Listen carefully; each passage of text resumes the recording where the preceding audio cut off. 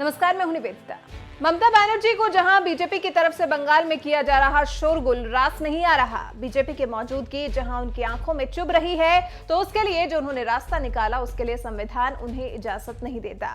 जिस तरह से ममता सरकार ने देश की सबसे मजबूत पार्टी के अध्यक्ष के काफिले पर हमला करवाया, बीजेपी अध्यक्ष जेपी नड्डा के दौरे पर जहां उन पर पत्थरों से हमला किया गया, कार्यकर्ताओं को पीटा गया, बीजेपी महासचिव कैलाश विजयवर्गीय पर भी हमला किया गया, तो अब इसके बाद बीजेपी चुप बैठने वाली नहीं थी। बीजेपी ने भी अपना गुस्सा निकाल दिया है, लेकिन बीजेपी का विरोध का तरीका थोड़ा अलग था। बीजेपी कार्यकर्ताओं ने ममता बनर्जी के भतीजे अभिषेक बनर्जी के फ्लैट की दीवार पर काला पेंट कर अपनी नाराजगी जाहिर की। जी हां, बताया जा रहा है कि गुरुवार रात को करीब 10:30 बजे कुछ तत्वों ने बंगला भवन चाणक्यपुरी की तरफ से पथराव भी किया।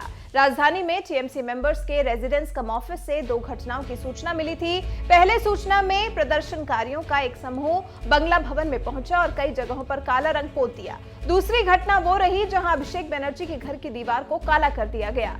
दिल्ली पुलिस के वरिष्ठ अधिकारियों की माने तो फिलहाल इस संबंध में टीएमसी की तरफ से कोई शिकायत दर्ज नहीं कराई गई है, जबकि घटना होने के बाद दिल्ली पुलिस की टीम अभिषेक बनर्जी के घर पहुंची थी और दीवार को फिर से पेंट करवा दिया था। ये सारा गुस्सा माना जा रहा है कि बीजेपी कार्यकर्ताओं जिनकी पार्टी के अध्यक्ष पर टीएमसी ने जानलेवा हमला करवाया था।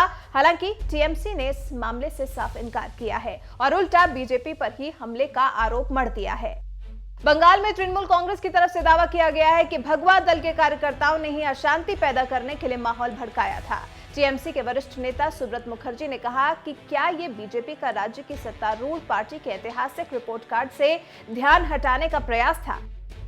वहीं राज्य के पंचायत मंत्री मुखर्जी का कहना है कि जेपी नड्डा ने आरोप लगाया कि उन पर हमला हुआ, लेकिन हमारे पास सूचना है कि लोगों को भड़काने के लिए कार्रवाई उनकी तरफ से, उनकी खुद की पार्टी के लोगों की तरफ से की गई। ये पता लगाना आवश्यक है कि क्या समूची घटना की साजिश बीजेपी ने रची थी।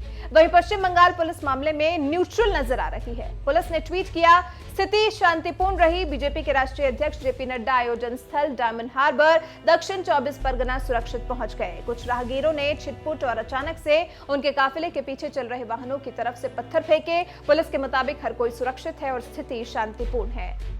असल में हुआ क्या, ये पता लगाने के लिए जांच की जा रही है। कुल मिलाकर न टीएमसी ने हमला करवाया, भला बीजेपी अपने ऊपर हमला करवाएगी क्यों?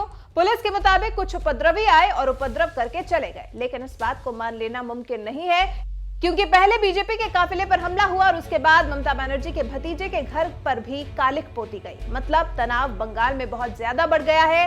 ये कहीं ना कहीं बंगाल में टीएमसी की खिसियाहट ही है जो बीजेपी के खिलाफ निकल रही है, और फिर बीजेपी भी अपने अंदाज में टीएमसी पर अपना गुस्सा निकाल रही है। फिलहाल इस पर आपकी राय हमें कमेंट कर जरूर बताएं। हमें बताएं कि आखिर बंगाल बीजेपी को बर्दाश्त क्यों नहीं कर पा रहा है, आखिर क्यों बंगाल की आंखों में बीजेपी इतनी अक्खर रही है। अपनी राय हमारे साथ जरूर साझा करें।